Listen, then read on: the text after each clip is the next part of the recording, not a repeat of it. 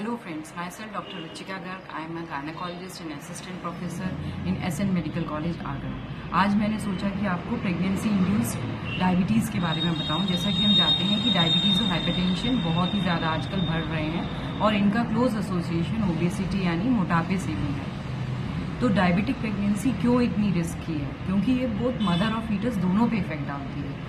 Mother पे तो काफ़ी शुगर कंट्रोल बहुत ही ज़रूरी हो जाता है और बच्चे में ये भी पाया गया है कि जो बच्चे डायबिटिक मदर्स में पैदा हुए हैं या जिनको प्रेगनेंसी के समय मदर को डायबिटीज़ थी, जैसे जेस्टेशनल डायबिटीज़ हम कहते हैं, तो वो फ्यूचर में भी वो बच्चे डायबिटीज़ हो गए।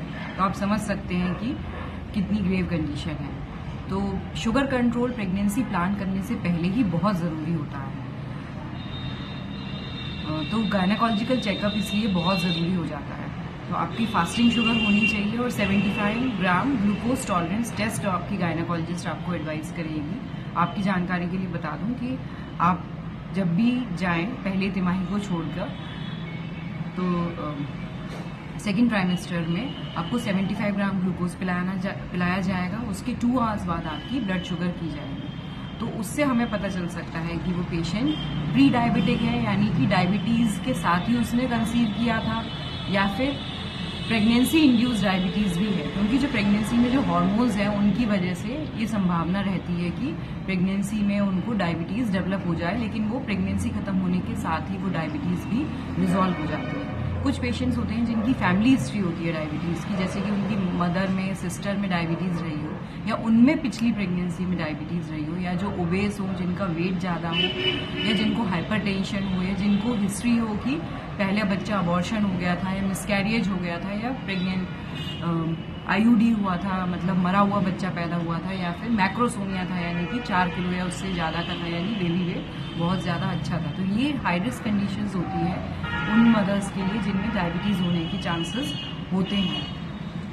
तो डॉक्टरी सलाह बहुत ही ज़रूरी हो जाती है जब आप प्रेगनेंसी प्लान कर रहे हैं। जैसे कि मैंने बताया, ब्लड शुगर एक आपका होना चाहिए। कई बार अगर आपका ब्लड शुगर बहुत ज़्यादा है तो डॉक्टर आपको एडवाइस कर सकती है अबॉर्शन, क्योंकि अगर जिस समय हमने कंसीव किया है उस समय शुगर अब नॉर्मल है तो बच्चे में, फीटस में अनुवांशिक बीमारियां हो सकती हैं, जैसे कि उसकी रीढ़ की हड्डी में फोड़ा, या दिल में छेद, या अबॉर्शन हो सकता है, मिसकैरेजेस, रिपीटेड मिसकैरेजेस हो सकते हैं, या पेट में बच्चा खत्म हो सकता है, या पूरे 9 माह बेबी कंप्लीट नहीं कर सकता, प्री टर्म लेबर हो सकता है उसमें, और कई बार पानी भी बहुत बढ़ जाता है, लाइकर जिसे हम कहते हैं। तो वो अल्ट्रासाउंड कितना ज़रूरी है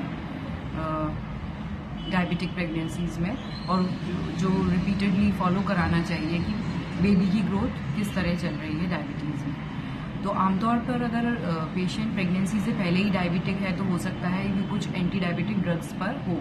तो अधिकतर जो एंटी डायबिटिक ड्रग्स आजकल अवेलेबल है वो बच्चे के लिए सेफ नहीं है।